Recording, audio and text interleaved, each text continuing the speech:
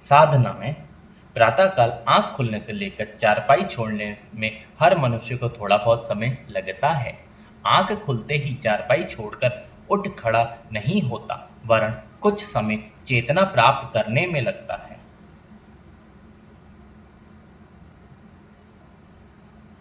जाड़े के दिनों में तथा बुढ़ापे की अवस्था में तो ये चारपाई पर पड़े रहने का समय बहुत लंबा होता है। इस समय को आत्म कल्याण की साधना में लगाते हुए किसी को कोई अड़चन ना होनी चाहिए। ये समय भगवान के स्मरण में लगाना चाहिए। भगवान के हमारे ऊपर किए गए उपकार, उनको दी हुई अनेक सुविधाओं का बाहुल्य, अनेक कठिनाइयों में उपलब्ध होती रहने वाली उनकी अदृश्य सहायताओं का बार बार चिंतन करना चाहिए। अपनी व्यक्तिगत शक्ति स्वल्प है, जो सफलताएं मिली हैं उसमें अपना श्रेय ना मानकर ईश्वर की ही अनुकंपा माननी चाहिए और अहंकार को तनिक भी ना पनपने देना चाहिए। सफलताओं का श्रेय अपने ऊपर लेने वाले और बार बार अहंकार भरी आत्मश्रद्धा करने वाले मनुष्य वास्तव में नास्तिक होते हैं। अहंकार नास्तिकता का प्रधान चिन्ह है। प्रार्थना द्वारा हम इस अहंकार को ही गलाते हैं।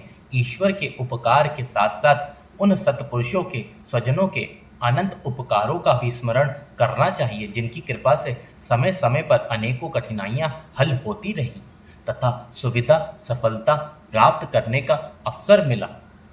ईश्वर के समदर्शी, न्यायकारी, घट घट वासी स्वरूप का हमें बारंबार स्मरण करना चाहिए और ये विश्वास गहराई तक जमा लेना चाहिए कि वो हमारी प्रत्येक भावना का बहुत ध्यानपूर्वक देखता है।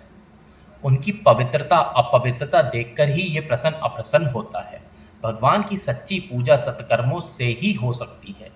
कलुषित भावनाओं से भरा रहने वाला कुक्रमत मनुष्य ब्रह्म पूजा उपकरण से परमात्मा को कदापि प्रसन्न नहीं कर सकता।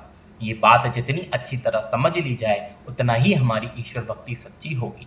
प्रातःकाल भगवान के उपकारों का ध्यान, उनके प्रति कृतज्ञता भरी श्रद्धांजलि का मानसिक समर्पण, उनके सर्वात्यामी और न्यायकारी स्वरूप का ध्यान करते रहने में ये समय लगाना चाहिए और जी खोलकर प्रार्थना करनी चाहिए कि प्रभु वो शक्ति प्रदान करें जिससे मानव जीवन को सफल बनाने लायक, कठिनाइयों से संघर्ष कर सकने लायक आत्मबल विकसित हो सके। प्रातःकाल की प्रार्थना के साथ साथ युग निर्माण सत्य संकल्प भी नित्य पढ़ा जाना चाहिए। नित्य कर्मों से निर्वृत्त होकर कुछ समय नियमित गायत्री जप हर एक को करना चाहिए। एक माला जपने से कुल मिलाकर 10 मिनट का समय लगता है। इतना तो हर एक को अनव्यात करना ही चाहिए।